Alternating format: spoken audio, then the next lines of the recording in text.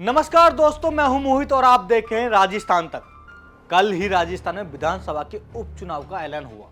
13 नवंबर को वोटिंग और 23 नवंबर को काउंटिंग होनी है। कल यानी 18 अक्टूबर से नामांकन शुरू होंगे। चुनाव की तारीख आते ही बीजेपी में टिकट के दावेदारों के नाम पर चर्चाएं तेज हो गई हैं। सियासी दलों ने भी अपने उम्मीदवार तय करने की प्रक्रिया तेज कर दी है, जिससे प्रचार के लिए पूरा टाइम मिल सके। राजस्थान में 18 अक्टूबर से नामांकन दाखिल किए जाने की प्रक्रिया शुरू हो जाएगी। ऐसे में टिकट की दौड़ में शामिल नेता जयपुर से दिल्ली तक जोर लगा रहे हैं। सातों विधानसभा सीटों पर प्रत्याशी तय करने के राजनीतिक दलों के प्रमुख भी पैनी नजर बनाए हुए हैं। उपचुनाव वाली प्रदेश की सभी विधानसभा सीटों पर कौन कौन प्रमुख दावेदार हैं? बीजेपी की तरफ से 26 नेता मुकाबले की तैयारियां में हैं। बीजेपी में कौन कहां से दावेदार है, आपको बताते हैं। झुंझुनू विधानसभा सीट पर बीजेपी से टिकट के लिए निशित चौधरी उर्फ बबलू चौधरी का नाम सबसे आगे है। बबलू चौधरी ने हाल ही में बीजेपी प्रत्याशी के रूप में चुनाव लड़ा था। वह दूसरे स्थान पर रहे थे। उपचुनाव में बीजेपी बबलू चौधरी पर दाव खेल सकती है। हालांकि इस सीट पर राजस्थान के पूर्व प्रदेश अध्यक्ष सतीश पूनिया का नाम भी चल रहा है। सतीश पूनिया फिलहाल चुनाव लड़ने से इंकार कर चुके हैं। अब बात कर लेते हैं दौसा विधानसभा सीट की। दौसा विधानसभा सीट पर मीणा मतदाता जीत हार तय करते हैं।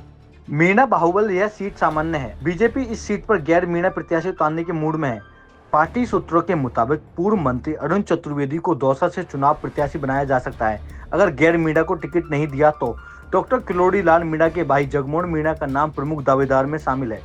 अब बात कर लेते हैं अलवर जिले की। अलवर जिले से रामगढ़ विधानसभा से बीजेपी तीसरे स्थान पर रही। आजाद समाज पार्टी के सुखवंत सिंह दूसरे स्थान पर रहे और बीजेपी के जय आहूजा तीसरे नंबर पे थे। इस बार जय आहूजा फिर से प्रमुख दावेदार में माने जा रहे हैं। बात कर लेते हैं सुलंबर सीट की। सुलंबर सीट से बीजेपी विधायक अमृतलाल मीणा का निधन के बाद ये सीट खाली हो गई थी। बीजेपी यहाँ इमोशनल कार्ड खेलते हुए दिगंबत अमृतलाल मीणा के बेटा अविनाश या पत्नी देवी को चुनाव मैदान में उतार सकती है। अब बात कर लेते हैं देवली उनियारा की। देवली उनियारा सीट पर सबसे प्रमुख दावेदार राजेंद्र गुर्जर सबसे आगे माने जा रहे हैं, लेकिन नवंबर 2023 में चुनाव लड़ चुके विजय बैसला की भी प्रमुख दावेदार में शामिल हैं। उनकी बहन सुनीता बैसला भी टिकट की दौड़ में है। अब बात कर लेते हैं खींवसर विधानसभा सीट की, जो कि सबसे हॉट सीट मानी जा रही है। खींवसर विधानसभा सीट पर डॉक्टर ज्योति मिर्धा वर्सेस रेवंत राम डांगा दोनों प्रमुख दावेदार माने जा रहे हैं। ज्योति मिर्धा और डांगा दोनों पिछला चुनाव लड़ चुके हैं। चौकी लोकसभा चुनाव में नागौर सीट पर कांग्रेस ने हनुमान बेनीवाल के पार्टी राष्ट्रीय लोकतांत्रिक पार्टी के साथ गठबंधन किया था। ऐसे में कांग्रेस की ओर से भी स्थिति साफ नहीं है, क्योंकि खींवसर विधानसभा सीट पर आरएलपी का दबदबा है। ऐसे में बीजेपी के रोकने के लिए कांग्रेस एक बार फिर से बेनीवाल के साथ गठबंधन कर सकती है। अब बात कर लेते हैं 84 विधानसभा सीट पर भारतीय आदिवासी पार्टी का वर्चस्व है। 2018 के चुनाव में राजकुमार रोड बीटीपी के टिकट पर विधायक बने थे और बाद में 2023 के चुनाव में भी बीटीपी के से ही विधायक बने गए। उसके बाद उन्होंने सांसद का चुनाव लड़ा और वह वहां से सांसद बन चुके हैं। कहीं ये सीट बीजेपी की झोली में न चली जाए, इसी वजह से कांग्रेस इस सीट पर बीटीपी के साथ गठबंधन कर सकती है। 84 सीट से यहाँ महेंद्र सिंह गीत मालवीय का नाम बीजेपी उम्मीदवारों में सबसे आगे चल रहा है।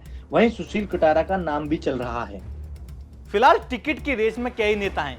बीजेपी में टिकट के लिए राजस्थान से दिल्ली तक जोर लगाया जा रहा है, लेकिन बीजेपी भी साफ कर चुकी है इस बार 7 में से कम 4 से 5 सीटें तो जीतनी ही हैं।